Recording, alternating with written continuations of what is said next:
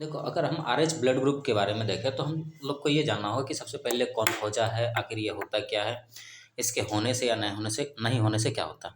तो सबसे पहले हम लोग जानते हैं कि आरएच फैक्टर जो है, तो देखो आरएच ब्लड ग्रुप को हम आरएच फैक्टर भी बोलते हैं। क्या है? आरएच फैक्टर एक एंटीजन है जो कि कहाँ पर होता है? आरबीसी के सरफेस पे प्रेजेंट होता है। कहाँ पर होता है? आरबीसी के सरफेस पे प्रेजेंट होता है। ठीक ना? और ये जो खोज किया गया था, किसके द्वारा खोज किया गया था? लैंडस्टीनर के द्वारा और वीनर के द्वारा। लेकिन यहाँ पर सबसे ज़्यादा नाम किसका हुआ? लैंडस्टीनर का, क्योंकि उन्होंने ही इसका खोज किया था। और मतलब दोनों खोज किया था, लेकिन नाम उसका ज़्यादा हो गया, कंट्रीब्यूशन उसका ज़्यादा रहा होगा, ये बात है। ठीक। तो अब इसको सबसे पहली बार कहाँ पर देखा गया था?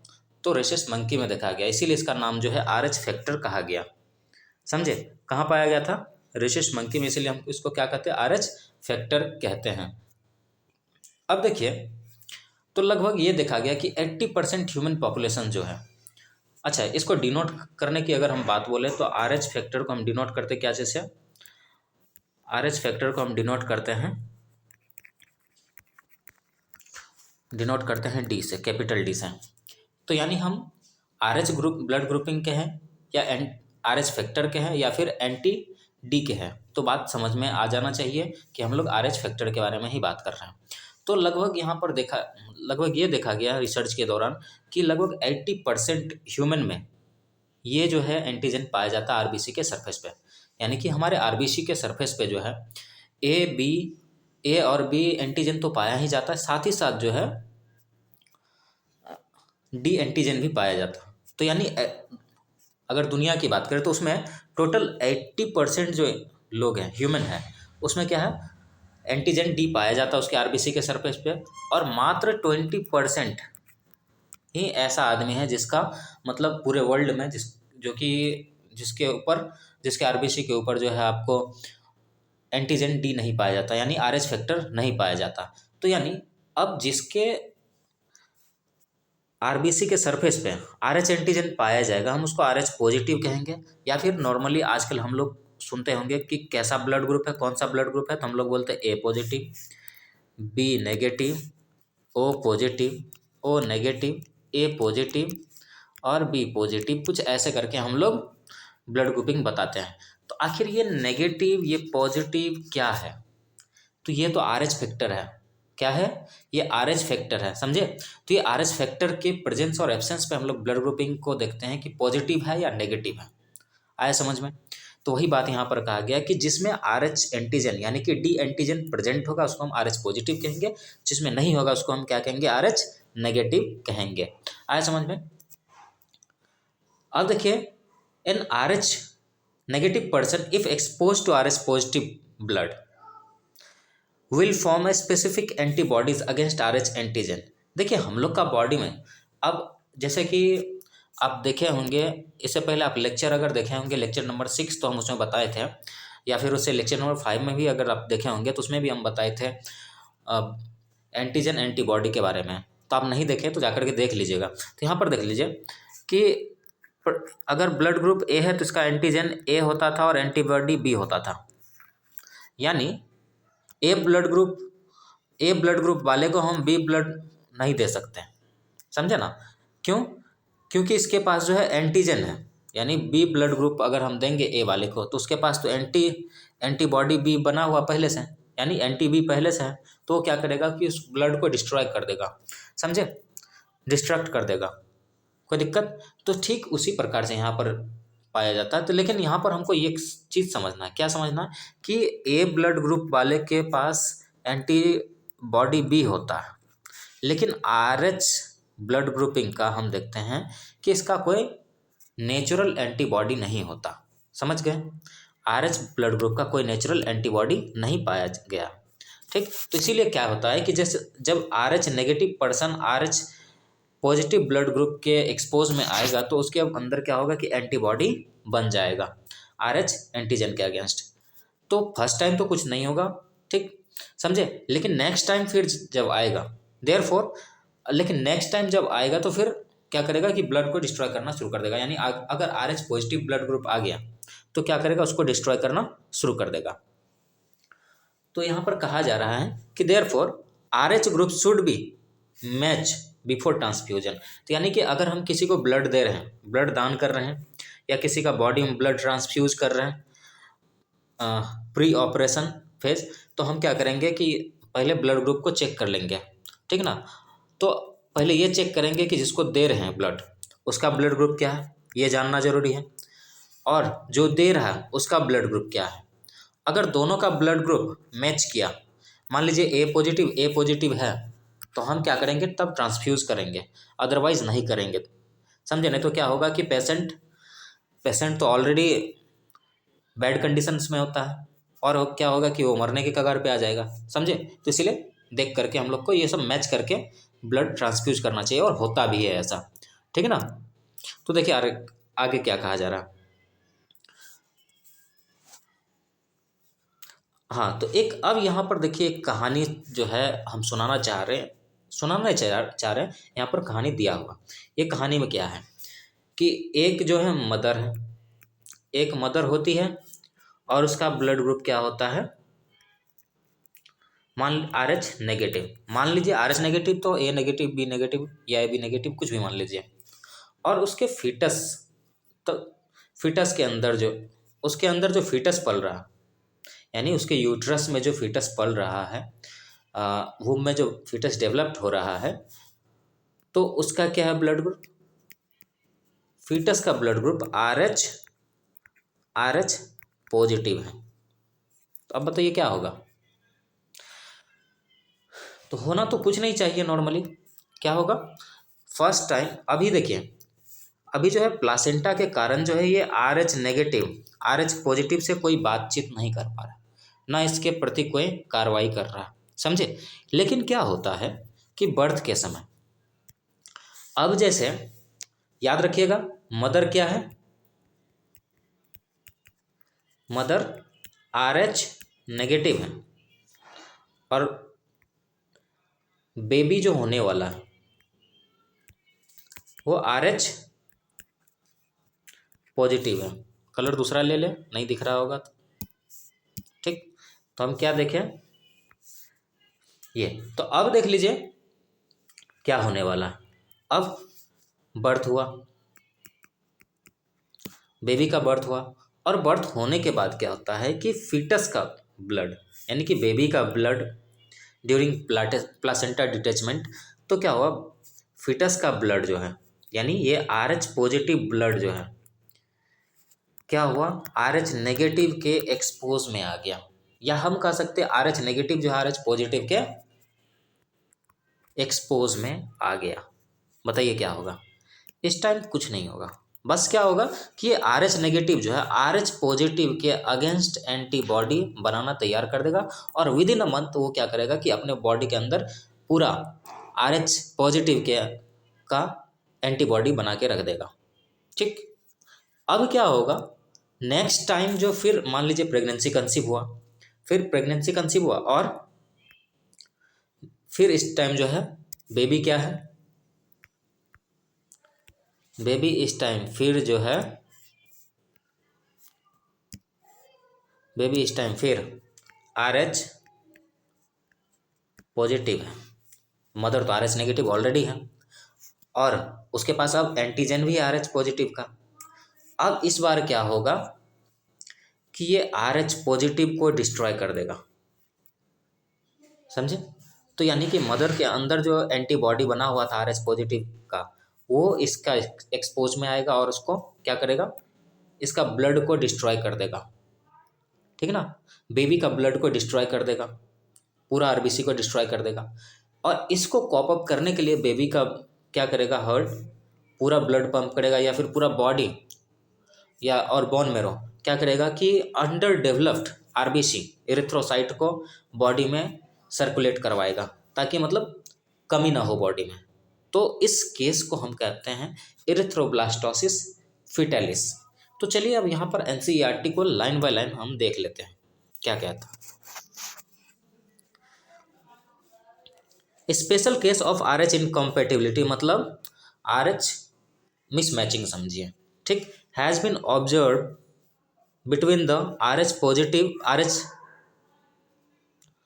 Are H negative blood of a pregnant mother and RH positive blood of foetus, तो वही बात है, मदर का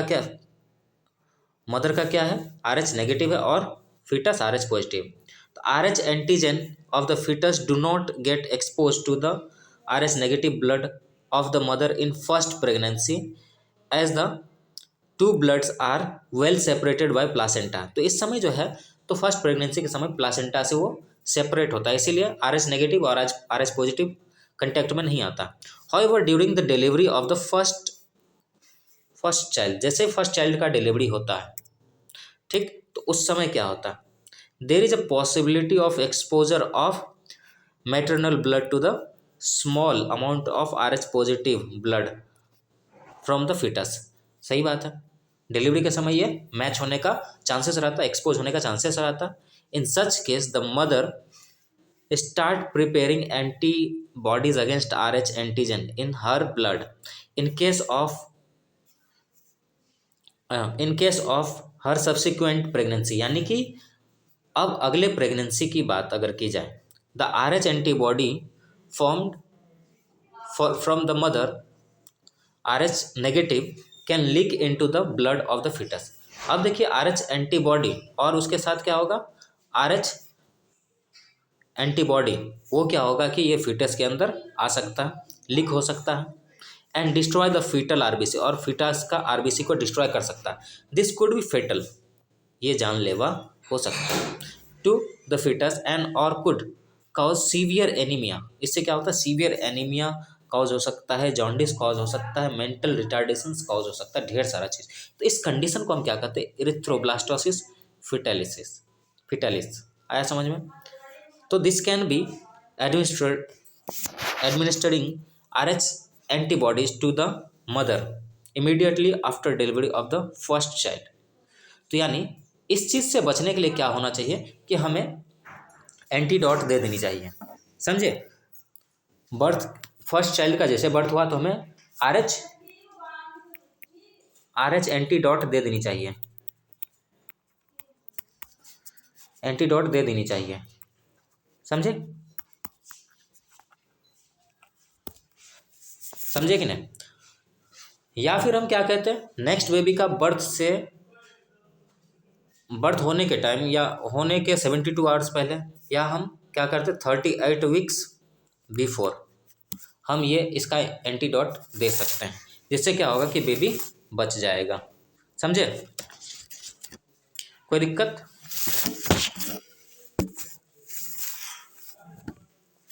अब देखिए, चलिए आपका NCERT जो कहता था वो तो हम बता दिए, लेकिन एक केस और थोड़ा सा जान लीजिए, हम बता दे रहे हैं कि अगर RH, देखिए अगर RH नेगेटिव ब्लड के साथ अगर फीटस चाइल्ड अगर जन्म लिया है तो क्या होगा, वो उसका ठीक होने का क्या इलाज है, मतलब उसको कैसे ठीक किया जाए। तो ये क्या होता है कि पूरा का पूरा इसका ब्लड चेंज करना होता है, ठीक ना, जो कि 6 महीने के अंदर अंदर आपको ठीक होगा। मतलब एक बार कर दीजिए तो 6 महीने के अंदर जो मदर से आया हुआ है एंटीडॉट, मतलब RH एंटीबॉडी, वो डिस्ट्रॉय हो जाएगा, समझे, और अपना ब्लड ग्रुप ये गेन कर लेगा। आया समझ में, फिर ठीक हो जाएगा। तो इसीलिए कहते हैं कि आजकल आदमी जो होता है क्या होता है, देखा जाता है कितना पढ़ा लिखा है, तो भाई उसका ब्लड ग्रुप भी देखा करो, ठीक, ताकि आगे चल के परेशानी ना हो। ये सब परेशानी का मतलब सामना ना उठाना पड़े, समझे। तो सबसे पहले दहेज में गाड़ी फॉर्चूनर या फिर सुंदर उंदर लड़की जो मांगता है लोग, उससे अच्छा क्या चाहिए,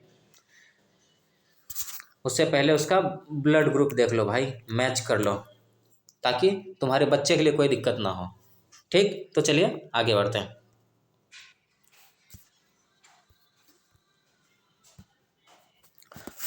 सो hello guys, welcome back to Sanskrit biological world once again.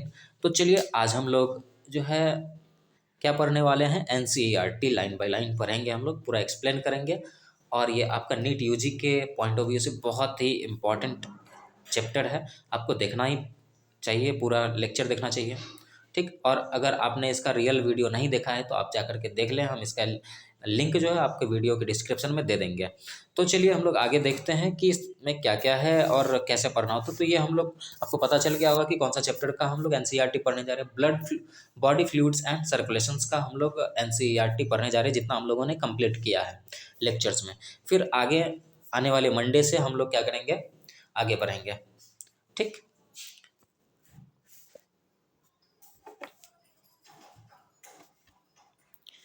थोड़ा जूम इन कर लेते हैं, जो कि आपके लिए भी और मेरे लिए भी बेहतर हो सके।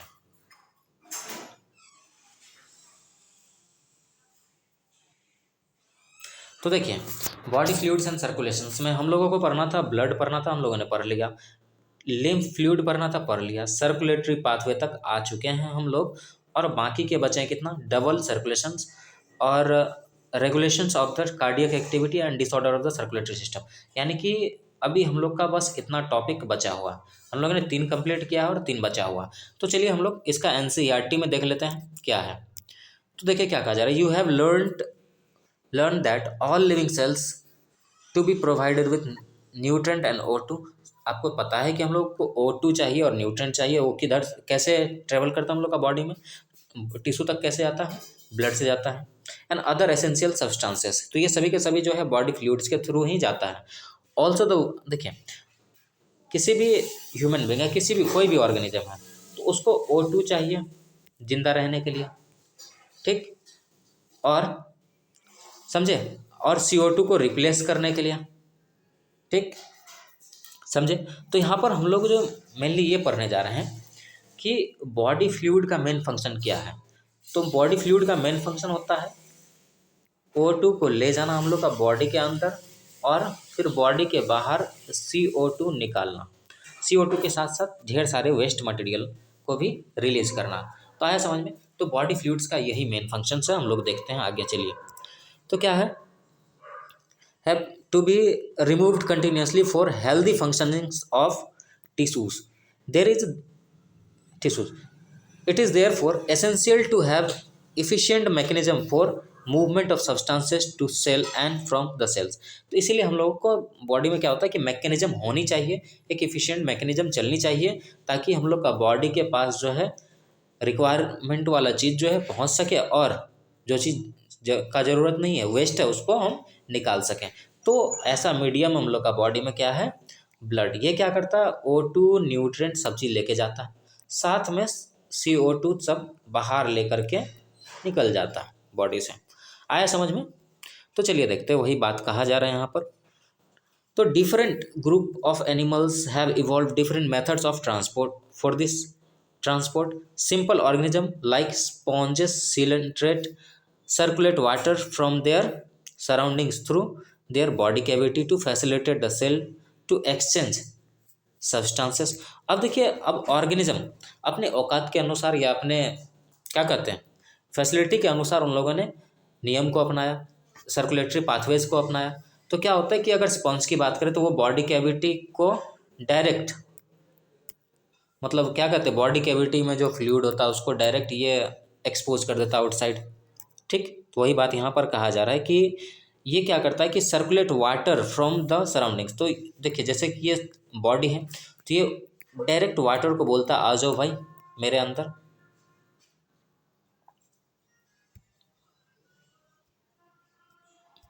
एक सेकेंड,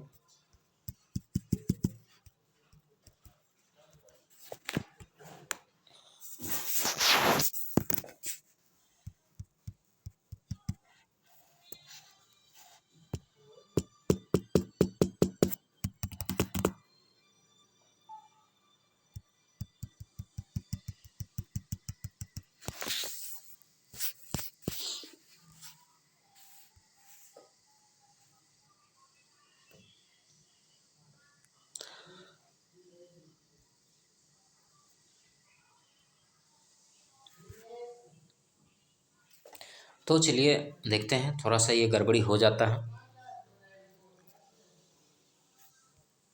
ये थोड़ा मोड़ा गड़बड़ी हो जाता है। ठीक, कंप्रोमाइज़ कर लीजिएगा थोड़ा सा।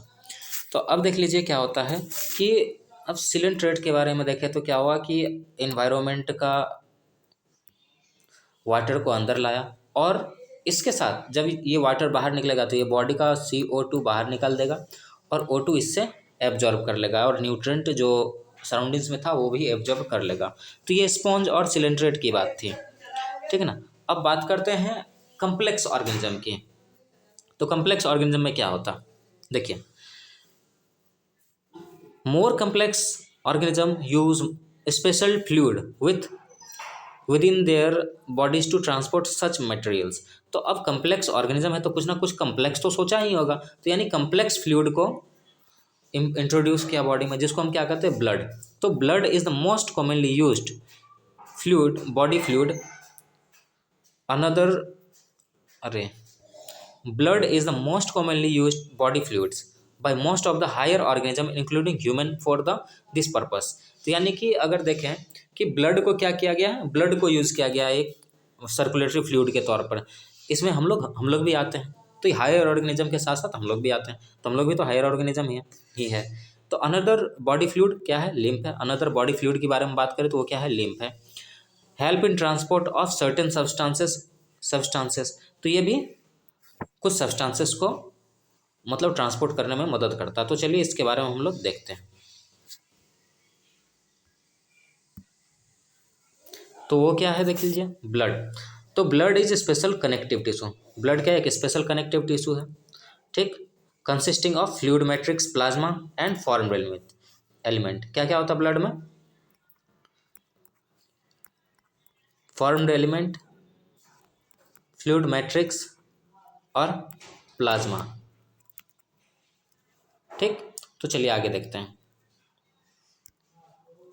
अब प्लाज्मा के बारे में बात कर लेते हैं। प्लाज्मा क्या है, एक स्ट्रॉ कलर्ड है viscous fluid consisting of 55% of blood. तो यानी कि ब्लड का अगर 55% पोर्शन देखें तो क्या होता है, प्लाज्मा होता है। प्लाज्मा का 90 to 92% क्या होता है, वाटर होता है, और 6 से 8% क्या होता है, प्रोटीन। और वो प्रोटीन में स्पेशल प्रोटीन कौन से होते हैं, फिब्रिनोजेन, ग्लोबुलिन, एल्ब्यूमिन, समझे। तो चलिए आगे देखते हैं। एक सेकेंड, थोड़ा सा इसको जूम इन कर लें।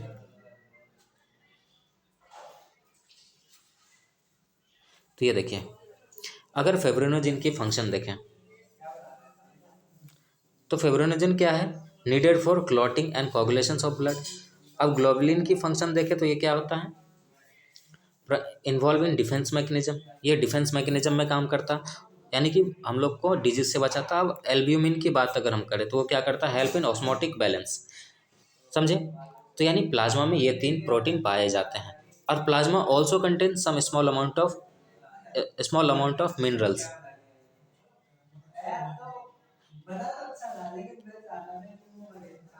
तो प्लाज्मा में हम क्या देखते हैं, plasma also contain small amount of mineral. तो प्लाज्मा में क्या होता है, मिनरल्स भी होता है, जैसे कि सोडियम आयन होता है, कैल्शियम, मैग्नीशियम, बाइकार्बोनेट और क्लोरीन, ये सब भी चीज़ होता है। अब यहाँ पर देखिए, glucose, amino acid, lipid etcetera, ये सब चीज़ पाया जाता है।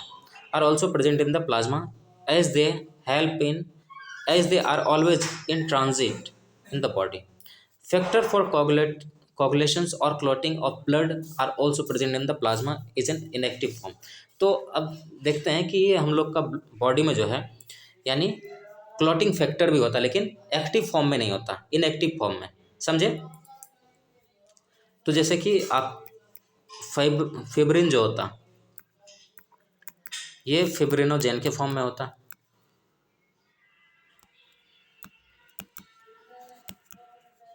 फिब्रिनोजेन के फॉर्म में होता, जो कि इनएक्टिव है, समझे। अब देखिए क्या कहते हैं, plasma without clotting factor is called serum.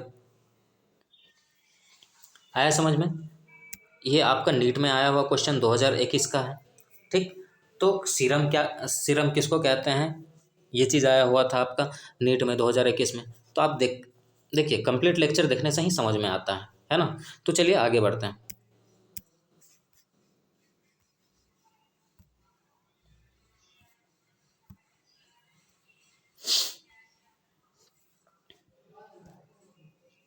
अब यहाँ पर फॉर्म्ड एलिमेंट के बारे में पढ़ लेते हैं, प्लाज्मा के बारे में पढ़ें।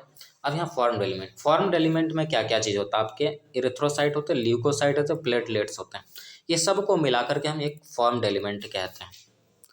अब इसमें क्या क्या होता है, दे कंस्टिट्यूट 45% ऑफ द ब्लड, यानी कि ब्लड का 45% क्या होता है, फॉर्म्ड एलिमेंट होता है। तो चलिए हम लोग आरबीसी के बारे में पढ़ लेते हैं, यानी इरिथ्रोसाइट के बारे में। देखिए आरबीसी को हम लोग इरिथ्रोसाइट भी कहते हैं। तो आरबीसी क्या है, मोस्ट एबंडेंट होता है ब्लड में। और अगर हेल्दी एडल्ट मैन की अगर देखें तो उसके बॉडी में एवरेज 5 मिलियन आरबीसी, 5 से 5.5 मिलियन आरबीसी होता है पर मिलीमीटर क्यूब ऑफ ब्लड में। आया समझ में। अब आरबीसी बनता कहाँ पर है, बोन मैरो में बनता है। ठीक, बोन मैरो, एडल्ट का बोन मैरो में बनता है, लेकिन एम्ब्रायोनिक स्टेज में क्या होता है कि इसको कौन बनाता है, यॉर्क सैक, फिर लीवर, फिर ये जैसे जैसे हम लोग बड़े होते हैं तो ये ट्रांसफ़र होकर कहाँ पर आ जाता है, बोन मैरो के पास। अब देखिए RBC are devoid of nucleus. अब देखिए जैसे एक आरबीसी मैच्योर हुआ तो उसमें क्या होता है, उसका न्यूक्लियस जो है डिजेनरेट हो जाता है। ठीक, एंड और न्यूक्लियस की अगर देखें, अब ये देखें कि आरबीसी के बारे में, तो आरबीसी में देखिए न्यूक्लियस तो नहीं होता, एडल्ट मतलब मैच्योर आरबीसी में न्यूक्लियस नहीं होता। And RBC devoid of nucleus in most of the mammals and are biconcave in shape. तो अगर आरबीसी का शेप देखें तो कैसा होता है, बाइकॉन्केव होता है। और कलर की बात करें तो रेड कलर का होता है। अब रेड कलर क्यों होता है, क्योंकि उसमें आयरन होता है। ठीक, iron complex protein called haemoglobin, समझे। तो यानी आयरन और हेमोग्लोबिन का कॉम्बिनेशन के कारण क्या होता है, रेड होता है। Hence the colour and the name of these cells, समझे। तो यानी कलर और नाम इसलिए दिया गया क्योंकि ये रेड दिखता, इसलिए इसको हम रेड ब्लड सेल या फिर आरबीसी या फिर एरिथ्रोसाइट कहते हैं इसको। आया समझ में। तो चलिए आगे देखते हैं। अब अगर बात करें हेल्दी इंडिविजुअल के अंदर कितने आरबीसी पाए जाते हैं पर एमएल या पर ग्राम ऑफ ब्लड, तो देख लेते हैं। 12 से 16 ग्राम जो है आरबीसी पाया जाता है, grams of haemoglobin in every 100 ml of blood, यानी कि पर 100 ml ब्लड में 12 से 16 ग्राम आपका क्या पाया जाता है, आरबीसी पाया जाता है।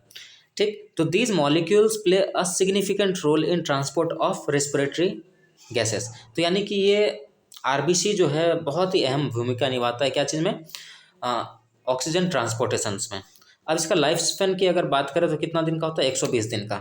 ठीक, और फिर बाद में ये डिस्ट्रॉय हो जाता है, और कहाँ पर जा कर के, ग्रेवयार्ड। इसका आरबीसी का ग्रेवयार्ड कहाँ पर है, स्प्लीन में।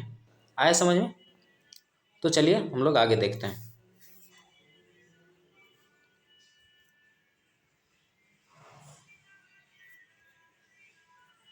तो चलिए ल्यूकोसाइट, हम लोग ने आरबीसी के बारे में देख लिया। अब हम लोग डब्ल्यूबीसी के बारे में देखते हैं, यानी डब्ल्यूबीसी यानी leucocyte. Leucocyte are also known as white blood cells, सही बात है, और डब्ल्यूबीसी भी कहते हैं। As they are colourless due to lack of haemoglobin, haemoglobin नहीं होता सबको पता, और इसमें न्यूक्लियस होता है। और इसका अगर नंबर की बात करें तो कितना होता है, 6000 से 8000 के बीच में। ये आपका एनसीईआरटी करता है, लेकिन 6 से 11,000 के बीच होता है, समझे, अगर प्रेफरेंस बुक देखते हैं तो। अब देखिए we have two main category of WBC. तो डब्ल्यूबीसी हम लोगों के दो कैटेगरी के मिलते हैं, एक ग्रेनुलोसाइट मिलते हैं, एक अग्रेनुलोसाइट मिलते हैं। अब देखिए इसी का सब डिवीजन जो है, जैसे neutrophils, eosinophils, basophils are different types of granulocyte. तो यानी अब यहाँ पर ग्रेनुलोसाइट कितने टाइप्स के हमको दिख गए, 3 टाइप के।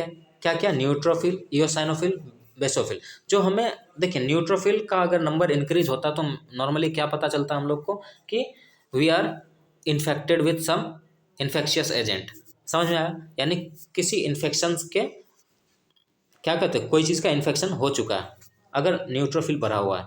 ठीक, तो इंडिकेटर एक तरह से। चलिए आगे देखते हैं। अब वाइल लिम्फोसाइट एंड मोनोसाइट, अब लिम्फोसाइट और मोनोसाइट की अगर बात करें तो ये क्या है, अग्रेनुलोसाइट। तो ग्रेनुलोसाइट इसलिए बोले क्योंकि इसके अंदर ग्रेनुल्स पाया जाता है, और अग्रेनुलोसाइट क्यों बोले, जिसके अंदर ग्रेनुल्स नहीं पाया जाता। अब neutrophils are most abundant, neutrophils जो है आपको कितना 60 से 65% पाया जाता है ब्लड में of total WBC, and basophils are least. WBC की अगर देखें तो कितना होता है, 0.5 to 1% होता है, और न्यूट्रोफिल और मोनोसाइट की बात करें तो 6 से 8% होता है। And are phagocytic, cells which destroy foreign organism entering the body। तो ये सब देखिए, ये क्या करता है कि न्यूट्रोफिल्स और मोनोसाइट जो है फेगोसाइटिक नेचर का होता है, यानी फॉरेन पार्टिकल जो होता है उसको इनगल्फ कर लेता, खा लेता, मार देता है, समझे। तो basophils secrete histamine, serotonin, heparin etcetera are involve in the inflammatory reactions. Eosinophils कितने होते हैं, 2 से 3% होते हैं। रेजिस्ट इन्फेक्शंस एंड, अब देखिए यहाँ पर थोड़ा सा हम इसके बारे में पढ़ लेते तब आगे बढ़ेंगे। अब हिस्टामिन, सेरोटोनिन, हेपेरिन, तो ये सब क्या होता है, इन्फ्लामेटरी रिस्पॉन्स को शो करता है। अब देखते होंगे कहीं चोट लग गया, ठीक, कहीं कट लग गया, तो उस जगह देखते होंगे कि पूरा रेड हो जाता है और वो फूल जाता, सूजन हो, फूल जाता वो एरिया। तो उसको कराने के लिए हम लोग का बॉडी में ये होता है, ये अगर फूल रहा है तो ये पॉजिटिव रिस्पॉन्स दे रहा है, कि समझे। अगर फूल रहा है आपका बॉडी कुछ चीज़ होने के बाद, तो आप समझ लीजिएगा, कट लगने के बाद या फ्रैक्चर होने के बाद, तो समझ लीजिए, या कोई भी इंजरी के बाद, तो समझ लीजिएगा कि बॉडी पॉजिटिव रिस्पॉन्स दे रहा है।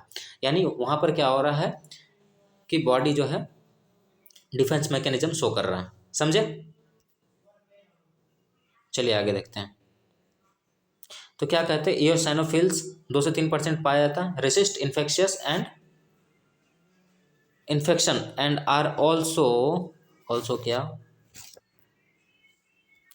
Associated with allergic reaction. तो देखते होंगे एलर्जीज होता, तो यानी कि बॉडी में एलर्जीज होता, किसी आदमी को कोई भी चीज़ से एलर्जी होता, जैसे कि किसी को क्या कहते हैं, पॉलन ग्रेन से एनर्जी होता, किसी को एग से एलर्जी होता। तो ये सब चीज़ का रिस्पॉन्स कौन सा करता है, तो हम लोग का बॉडी में जो प्रेजेंट है ये इयोसाइनोफिल्स, ये इयोसाइनोफिल्स क्या करता है कि हम लोग का इन्फेक्शंस को दिखाता है, या फिर क्या कहते हैं, एलर्जी को शो करता है किसी भी चीज़ से।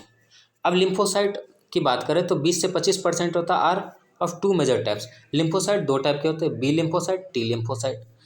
अब यहाँ पर बी और टी लिम्फोसाइट क्या होता है, इम्यून रिस्पॉन्स के लिए रिस्पॉन्सिबल होता है, यानी हम लोग का बॉडी को इम्यूनिटी प्रोवाइड करने का काम करता है। अब platelets are also called thrombocyte. अब प्लेटलेट की बात करें तो प्लेटलेट को हम क्या कहते हैं, थ्रोम्बोसाइट भी कहते हैं। ये क्या है, एक फ्रेगमेंट टाइप का है, जो कि fragments produced from mega karyotes, special cells in the bone marrow. ये एक स्पेशल टाइप का सेल्स है जो कि बोन मेरो में पाया जाता है, एक फ्रेगमेंट है, कहाँ से बनता है, मेगा कैरियोट सेल्स है। आया समझ में। अब ब्लड, नॉर्मली ब्लड में कितने होते हैं इसके नंबर, 1.5 लाख से 3.5 लाख के लमसम होते हैं पर mm³ ऑफ ब्लड में, ठीक। तो platelet can release a variety of substances most of which are involve in the coagulation और क्लॉटिंग ऑफ ब्लड। तो यानी कि अगर प्लेटलेट्स की बात करें तो मेनली ये ज़्यादातर ये क्लॉटिंग में काम करते हैं, ठीक। आया समझ में। A reductions in the number can a reduction in their number can lead to clotting disorder which will lead to excessive loss of blood. यानी कि अगर हम लोग का बॉडी में प्लेटलेट की number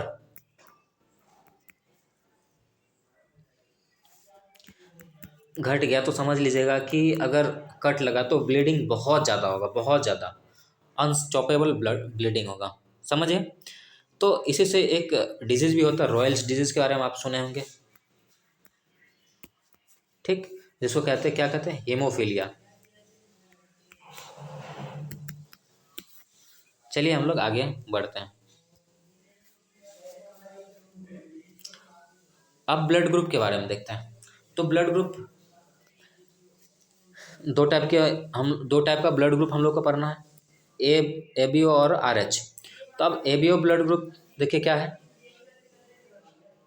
ABO blood grouping is based on the presence और absence of surface antigen. तो ब्लड ग्रुपिंग जो है मेनली क्या चीज़ के बेसिस पे क्या होता है, सरफेस एंटीजन के बेसिस पे, ठीक। अब सरफेस एंटीजन क्या है, chemicals that can induce immune response.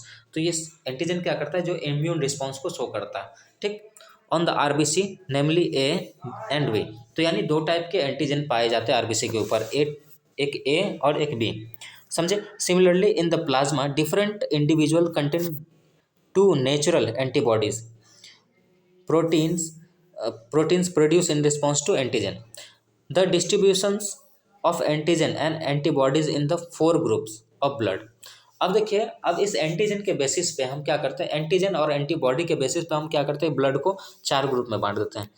क्या क्या, ए बी, ए बी और ओ। आया समझ में।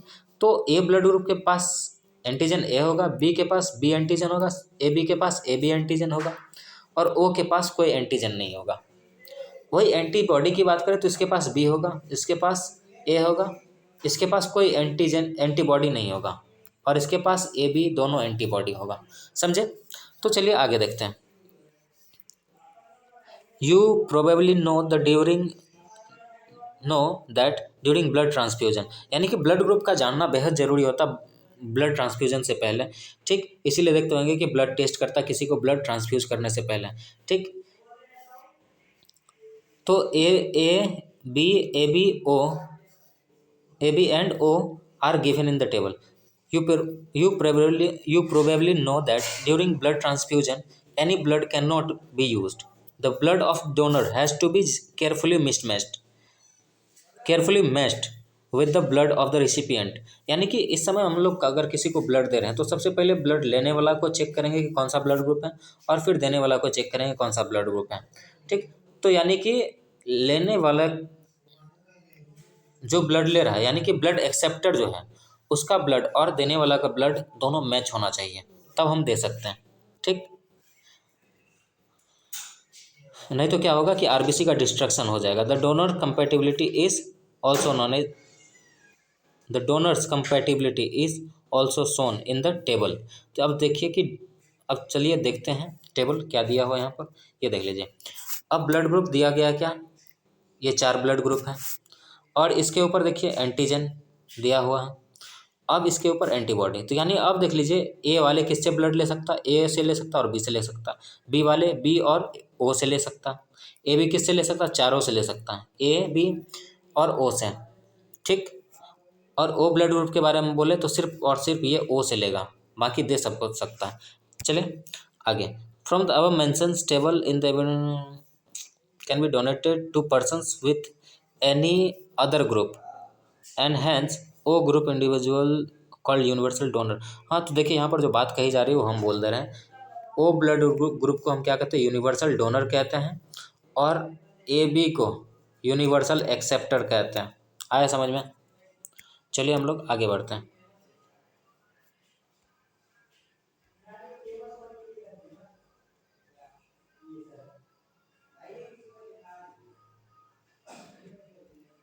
तो चलिए देखिए, आरएच ब्लड ग्रुपिंग के बारे में देखते हैं। तो आरएच क्या होता है, मान लीजिए जैसे कि आरएच ब्लड ग्रुप, देखिए ये सबसे पहले कहाँ पाया गया था, मंकी में पाया गया था। ठीक, आरएच ब्लड ग्रुप जो है कहाँ, मंकी में पाया गया था। ठीक ना, और इसको खोजने वाले कौन थे, इसको खोज करने वाले कौन थे बताइए, कार्ल लैंडस्टीनर और विनर। तो लेकिन सबसे ज़्यादा नाम किसका हुआ, कार्ल लैंडस्टीनर का। अब इस आरएच एंटीजन को हम क्या चीज़ से दिखाते हैं, एंटी डी भी कहते हैं। समझे, एंटीजन डी भी कहते हैं आरएच एंटीजन को। तो सबसे पहले मंकी में पाया गया था, और फिर बाद में ये देखा गया कि एबीओ ब्लड ग्रुप खोज हो गया था, उसके बाद भी ट्रांसफ्यूजन जो है सक्सेसफुली नहीं हो पा रहा था। तो उसमें से देखा गया कि आखिर कुछ तो है जो कि प्रॉब्लम क्रिएट कर रहा है। तो क्रिएट क्या था, कौन सा चीज़ प्रॉब्लम क्रिएट कर रहा था, तो ये एंटीजन डी था। ठीक, आरबीसी के सरफेस पे एंटीजन डी भी प्रेजेंट था। तो यानी कि 80% पॉपुलेशन अगर देखें ह्यूमन का, तो उसका आरबीसी में क्या, आरबीसी के सरफेस पे क्या होता, आरएच एंटीजन प्रेजेंट होता है, और मात्र 20% ऐसा ह्यूमन होते हैं जिसमें कि आरएच नहीं होते, आरएच फैक्टर नहीं होते हैं। तो इसलिए उसको हम क्या कहते हैं, आरएच नेगेटिव। यानी जिसके पास आरएच फैक्टर है आरबीसी पे उसको हम आरएच पॉजिटिव पर्सन कहेंगे, जिसके पास नहीं है उसको आरएच नेगेटिव कहेंगे। आया समझ में? अब देखिए, अगर आरएच नेगेटिव, यहाँ पर हम बता रहे हैं कि अगर RH negative person RH positive blood से एक्सपोज हो गया तो क्या होगा। तो कुछ नहीं होगा, नॉर्मली फर्स्ट टाइम में कुछ नहीं होगा। बस क्या होगा कि आरएच नेगेटिव वाले जो है एंटीजन बना लेगा, स्पेशल एक एंटीजन बना लेगा जो कि आरएच के अपोज करेगा, आरएच को अपोज करेगा। समझे? तो फिर बाद में होता क्या है, अगर फिर से नेक्स्ट टाइम अगर आएगा तो वो ब्लड को क्या करेगा कि आरएच नेगेटिव ब्लड को आरएच पॉजिटिव ब्लड को डिस्ट्रॉय कर देगा। तो अब यहाँ पर एक स्पेशल केस देखने को मिलता है। यहाँ क्या होता है कि एक प्रेग्नेंट मदर होती है जिसका क्या होता है कि ब्लड ग्रुप आरएच नेगेटिव होता है, और उसके अंदर जो होता है एक बेबी डेवलप्ड हो रहा होता है, फीटस डेवलप्ड हो रहा था, उसका क्या होता है आरएच उसका ब्लड ग्रुप क्या होता है, RH पॉजिटिव होता है। तो अब क्या होता है कि सब चीज़ होता है, डेवलपमेंट हो जाता है फर्स्ट प्रेगनेंसी में, लेकिन डिलीवरी के टाइम में क्या होता है कि RH पॉजिटिव जो है RH नेगेटिव से एक्सपोज हो जाता है। तो इसके वजह से क्या होता है कि इसके एक्सपोज होने से क्या होता है कि फर्स्ट बार जो बर्थ होता है बेबी का, फर्स्ट बर्थ, सो देखिए जैसे फर्स्ट डिलीवरी हुआ, अब फिर से नेक्स्ट टाइम फिर प्रेगनेंसी कंसीव हुआ, तो उस टाइम समय भी अगर क्या होता है कि फीटस जो है अगर RH पॉजिटिव है तो इस टाइम जो है बहुत सारे खतरा मंडराएगा फीटस के लिए, ठीक ना। अगर मान लीजिए RH नेगेटिव इस टाइम जो है एंटीबॉडी के साथ क्या होगा कि इसके ब्लड में आ जाएगा और क्या करेगा कि बेबी का ब्लड को डिस्ट्रॉय कर देगा। और इस समय क्या होगा कि इस चीज़ को पूरा करने के लिए, कॉप अप करने के लिए क्या होगा कि इमेच्योर आरबीसीज निकलेंगे बॉडी में, पूरा सर्कुलेट होगा, जिस केस को हम लोग क्या कहते हैं, एरेथ्रोब्लास्टोसिस एंड फिटेलिस, ठीक। और तो इस चीज़ से बचने के लिए हम लोग को क्या करना चाहिए कि एंटी डी देना चाहिए, एंटी डी दे देना चाहिए, यानी 38 वीक्स ऑफ प्रेगनेंसी या फिर फर्स्ट डिलीवरी के बाद ही दे देना चाहिए ताकि ठीक हो सके। चलिए आगे देखते हैं।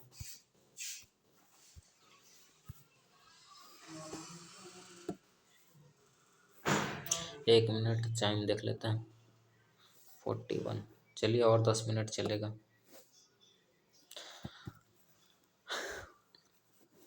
तो ब्लड क्लॉटिंग के बारे में अगर हम देखें तो क्या होता है, देखिए जब भी क्या होता है कि आपका फिंगर कट गया हो या वुंड हो, तो ये क्या होता है कि ये हर हमेशा ब्लीडिंग नहीं होते रहता है। इसमें ब्लीडिंग हुआ उसके कुछ समय बाद जो क्या होता है कि ब्लड फ्लोइंग स्टॉप हो जाता है कुछ देर बाद। तो कुछ देर मतलब कितना देर बाद, तो 3 से 5 मिनट के अंदर, कितना, 3 से 5 मिनट के अंदर देख लीजिएगा आपका ब्लड जो है ब्लीडिंग रुक जाता है। अगर इतना देर में नहीं रुक रहा है तो समझ लीजिएगा कि कुछ ब्लीडिंग डिसऑर्डर हो सकता है, ठीक। तो ब्लड अब क्या कहते हैं, do you know why blood exhibit coagulation और clotting response to an injury or trauma. तो अब क्या कहते हैं, ब्लड जो है एक कोगुलेशन की प्रॉपर्टी शो करती है इंजरी और ट्रॉमा के रिस्पॉन्स में, ठीक। This is a mechanism to prevent excessive loss of blood. तो ये एक मैकेनिज्म है ताकि एक्सेस ब्लड लॉस को बचा सकें, ठीक। You would have observe a dark reddish brown scum from formed at the site of cut or injury over a period of time. आप देखते होंगे जैसे कि यहाँ पर रप्चर हुआ और क्या हुआ, ढेर सारे ब्लड आए और उसके तुरंत बाद देखिएगा इसके ऊपर क्या होता है कि ये लोग कुछ ऐसे लिक्विड आ जाता है। तो ये क्या है, तो अब बताइए ये क्या हो सकता है। हाँ, ठीक, over period of time this ये इसको कम क्या कहते हैं, कोएगुलम कहते हैं। क्या है ये क्या है, कोएगुलम है। It is a clot or coagulum formed mainly of a network of thread like fibrin. तो ये किसके द्वारा बना है, फेब्रिन के द्वारा। तो देखिए नॉर्मली हम लोग का बॉडी में फेब्रिन एक क्लॉटिंग फैक्टर है जो क्या होता है, इनएक्टिवेट फॉर्म में रहता है, फिब्रिनोजेन के फॉर्म में, क्या इस फॉर्म में होता है, लेकिन फिर बाद में क्या होता है वो एक्टिवेट हो जाता है, एक्टिवेट होके वो फिब्रिन बनता है। चलिए आगे देखते हैं। अब क्या कहा जा रहा है,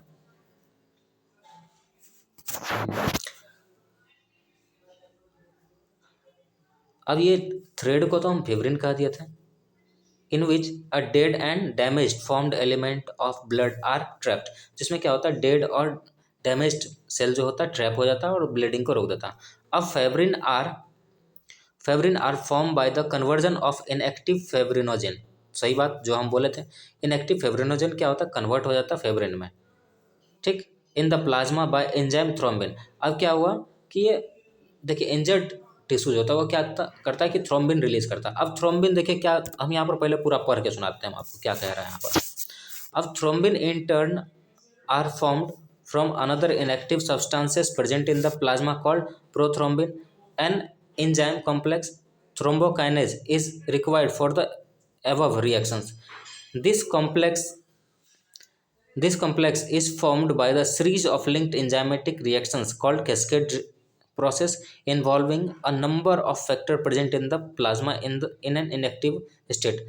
An injury or trauma stimulate the platelets in the blood or to release certain factor which activate the mechanism of coagulations. Certain factor released by the tissue at the site of injury also can initiate the coagulations. Calcium ion play a very important role in clotting. तो अब यहाँ पर देखिए बात जो कहा जा रहा है क्या हो रहा है कि सबसे पहला जो रोल होता है उसका किसका, थ्रोम्बोकाइनेस का। ठीक, समझे। थ्रोम्बोकाइनेस आया, किसको एक्टिवेट किया, थ्रोम्बिन को। और थ्रोम्बिन क्या, ये थ्रोम्बिन भी थ्रोम्बिन के फॉर्म में नहीं होता, प्रोथ्रोम्बिन के फॉर्म में आता। तो ये क्या करता है फिर आकर के आपको एक्टिवेट किसको करता,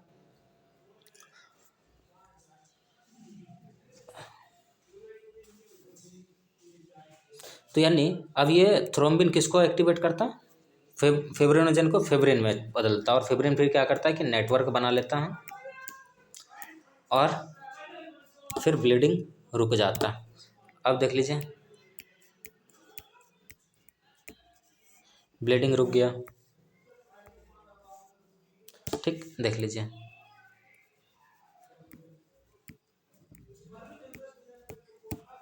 तो ब्लीडिंग रुक गया। क्या हुआ, मेनली पहले थ्रोम्बोकाइनेस टीके आया, प्रोथ्रोम्बिन को थ्रोम्बिन में चेंज किया। अब ये एंजाइम के जैसे वर्क किया और क्या किया, फिब्रिनोजेन को फिब्रिन में चेंज किया। ठीक, और ये फिब्रिन जो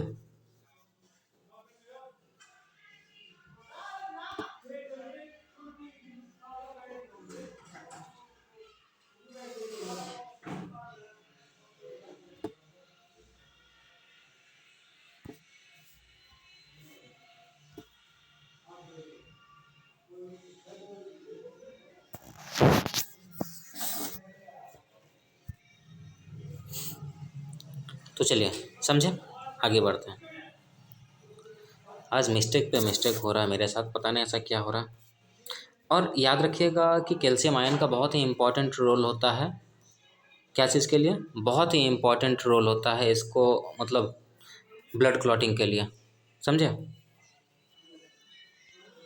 तो चलिए आगे बढ़ते हैं। अब लिम्फ के बारे में पढ़ लेते थोड़ा विशेष करके।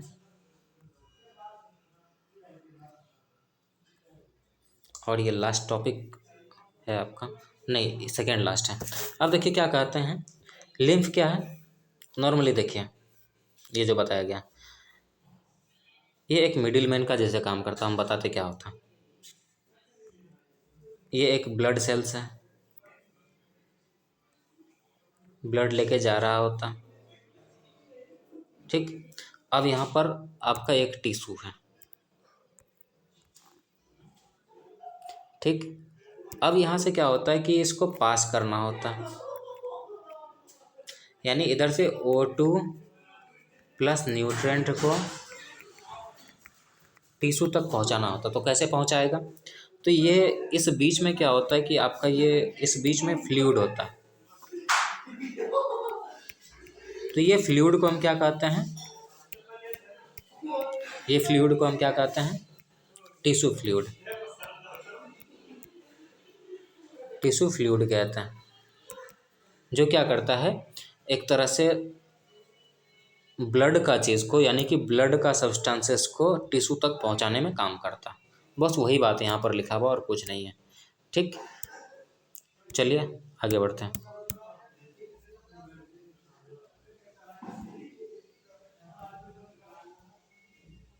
अब सर्कुलेटरी पाथवे, अब यहाँ पर देख लीजिएगा,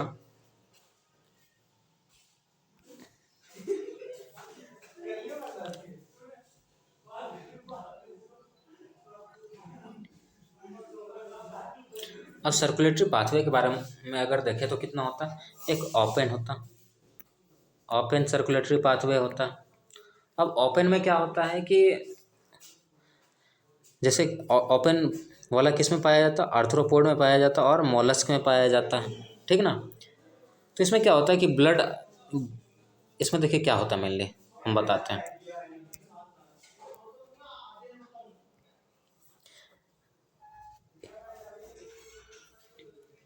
The circulatory system pattern of two types, open or closed. Open circulatory system is present in arthropod and mollusk in which blood pumped by the heart passes through the large vessels into the open space. यानी कि blood कहाँ पर एक open space में travel करता, जैसे कि एक रुके ये एक ऑर्गेनिज्म है और इसका हार्ट बना देते हैं एक छोटा सा प्यारा सा। अब ये ब्लड पंप किया, ये ओपन कैविटी में गया, ठीक है ना, एक ओपन कैविटी में गया और फिर वापस होके आ गया इसमें, समझे? तो ऐसे हुआ, ठीक आया समझ में? तो चलिए ये हुआ। अब क्लोज सर्कुलेटरी सिस्टम कहने का मतलब क्या हुआ कि क्लोज सर्कुलेटरी सिस्टम कहने का मतलब हुआ कि इसके पास प्रॉपर डेवलप्ड सिस्टम, जैसे कि लंग्स होगा, लंग्स या फिर गिल्स, या फिर हम कहते हैं कि इसके पास और क्या हो सकता है, स्किन या क्यूटेनियस टिश्यू, और फिर यहाँ से जाता होगा हार्ट में,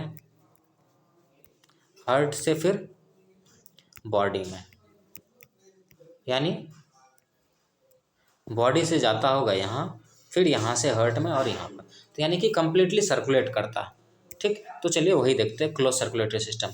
अब यहाँ पर देखते हैं कि अब यहाँ पर टाइप्स ऑफ हार्ट भी देखना होगा।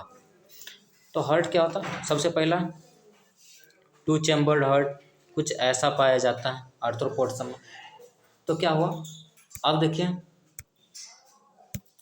ब्लड आया और फिर सर्कुलेट करके चला गया, ठीक। तो इसमें मतलब ऑक्सीजनेशन ज़्यादा नहीं होता। और फिर हम बात करते किसका, थ्री चैम्बर्ड हार्ट का, जो किस में पाया जाता, अरे ये आप लोग के जैसे हार्ट बना लीजिए। तो थ्री चैम्बर्ड हार्ट के बारे में अगर देखें तो किस में पाया जाता है, ये रेप्टाइल्स और देख लीजिए यहाँ पर किस में पाया जाता,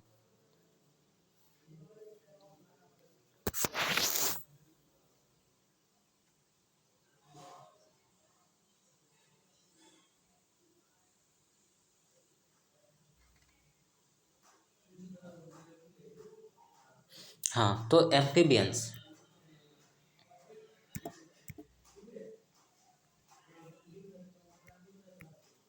एम्फीबियंस और रेप्टाइल्स में थ्री चैम्बर्ड हार्ट पाया जाता है।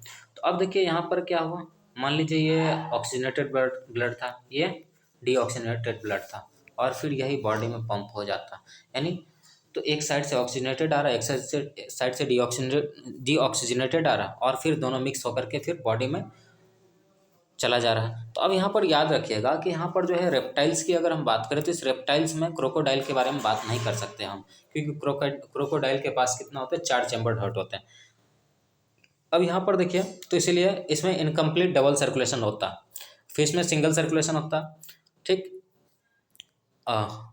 रेप्टाइल्स और एम्फीबियंस की बात करें तो उसमें क्या होता है, इनकम्प्लीट डबल सर्कुलेशन होता। और फिर आ जाता है ह्यूमन और मैमल्स, इसमें क्या होता है, कंप्लीट सर्कुलेशंस होता है, ठीक ना। इसमें क्या होता है, कंप्लीट डबल सर्कुलेशन होता है। अब जैसे देखिए ये लंग्स है,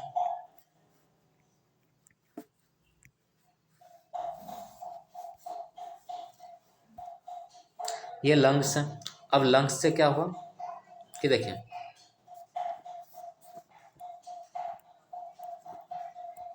इसको RA LV RV, तो अब ये देख लीजिए, ये बॉडी यहाँ देते हैं। अब यहाँ पर देखिए क्या होता क्या है, हम बताना चाह रहे हैं आपको। तो बॉडी से जो है फ्लूइड कहाँ पर गया, राइट वेंट्रिकल में गया, और सॉरी राइट एट्रियम में गया, और राइट एट्रियम से ब्लड कहाँ जाएगा, लंग्स में जाएगा। अब फिर लंग्स जो है क्या करेगा, लंग्स जो है ऑक्सीजनेटेड ब्लड को लेफ्ट एट्रियम में दे देगा, और लेफ्ट एट्रियम क्या करेगा, उसको लेफ्ट वेंट्रिकल में दे देगा, और लेफ्ट वेंट्रिकल इसको बॉडी में दे देगा। तो देख लीजिए यहाँ पर एक कंप्लीट सर्कुलेशन बन रहा है। एक सर्कुलेशन जो है आपका लंग्स और हार्ट के बीच में चल रहा है, एक बॉडी और हार्ट के बीच में चल रहा है। तो यानी ऊपर वाले को हम क्या कहेंगे, पल्मोनरी सर्कुलेशन, नीचे वाले को को क्या कहेंगे, सिस्टेमिक सर्कुलेशन। तो दोनों मिलाकर के क्या हुआ, डबल सर्कुलेशन। समझे, तो ये होता है। तो चलिए, थैंक यू। आप हमें अगर लेक्चर अच्छा लगा हो तो आप हमें फॉलो कर सकते हैं इंस्टाग्राम पे, फेसबुक पे। इंस्टाग्राम पे हम मिलेंगे आपको क्या क्या नाम से, SBW संजीत के फॉर्म में, ठीक। और फेसबुक पे मिलेंगे आपका संजीत कुमार के फॉर्म से, या फिर के नाम से, या फिर और आप हमारा पेज फॉलो कर सकते हैं संजीत बायोलॉजिकल वर्ल्ड के नाम से। और आपको अगर नोट्स चाहिए तो आप हमारे टेलीग्राम चैनल पे आ जाइए, वहाँ मिल जाएगा। सो थैंक यू, मिलते हैं नेक्स्ट लेक्चर में।